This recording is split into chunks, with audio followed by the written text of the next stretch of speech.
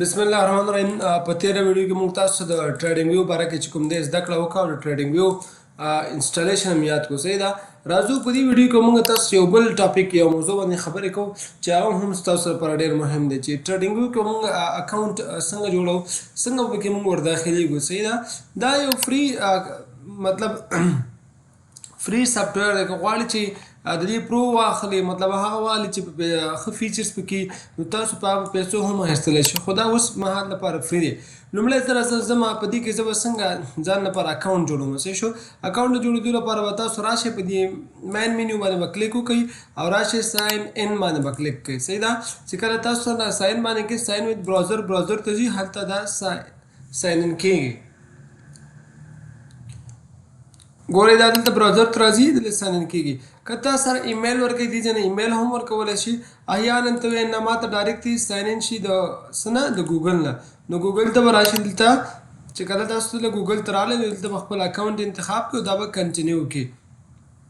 چې کله موږ دا کنټینیو کوو نو زموږ دلته موږ سره یوزر د زموږ په ټریډنګ کې زموږ یوزر څه شو جوړ شو. دا موږ نیکسټ کو. نیکسټ دا کوم سیټینګونه تاسو ته ښایي. نو اوس راځو زموږ اکاونټ چې کوم دی په دې کې څه شو کریټ شو یا جوړ شو. دا ګورئ دا زموږ اکاونټ پکې څه شو جوړ شو. اوس راځو په دې کې موږ تاسو چې کوم دی ډېر سیټینګونه دي، خو ډېر کارونه دي، ډېر سیټینګونه دي. خو لومړی چې کوم دی دې سرچ کې تاسو خپل یو کوینز چې کوم دی هغه سرچ کولی شئ. زه راځم زه پکې سرچ کوم بی ان بی د باینانس خپل کوینز دی. بی ان بی یو سټډي زه انتخابوم، د هغې چارټ چې کوم دی ګورم. صحیح ده. نو دې سره د دې چارټ موږ لیدلی شو. یو بل راځو دې سره تاسو دې ته ټایم فریم هم چینج کولی شئ. زه غواړم چې دا ټایم فریم د 5 دقیقو ته راولم، چې 5 دقیقو کې په دې کوینز کې څومره تغیرات راځي او څومره پکې اپ او ډاون په دې کوینز کې کېږي. نو زه د دې دا چارټ ما 5 دقیقو ته ځان لپاره راوستو. همداسې دا ټایم فریم زه 5 نه تر 15 دقیقو یا 30 هر یو چې تاسو خوښوي، یو ساعت هر یو چې کوم ستاسو په زړه وي او تاسو غواړئ په هغې کې ټریډ وکړئ، نو دا هم موږ بدلولی یا تغیرولی شو.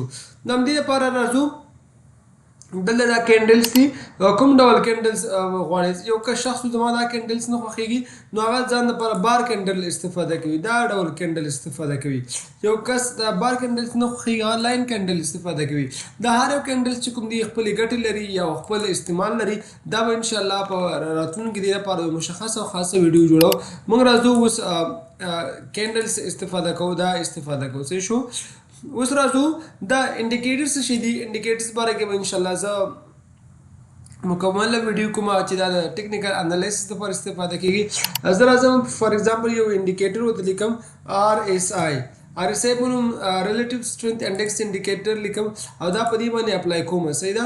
چې کله ما دا اپلای کړم نو دې د آر اس آی د لارې زه هم کولی شم چې انالیسس وکړم او خپل ټریډنګ ولګوم تر څو پیسې ترې وګټم. نو دا نننۍ ویډیو چې ډېر شارټ وه ځکه ما تاسو دا څو کمانډونه تشریح کړل. بل ویډیو کې به انشاءالله په دې ټول فیچرز باندې کار کوو. همداسې چې کوم دی په دې ځای باندې به هم کار کوو، په دې فیچرز باندې به هم دا فیچر به هم موږ تاسو استفاده کوو او په دې باندې به کار کوو.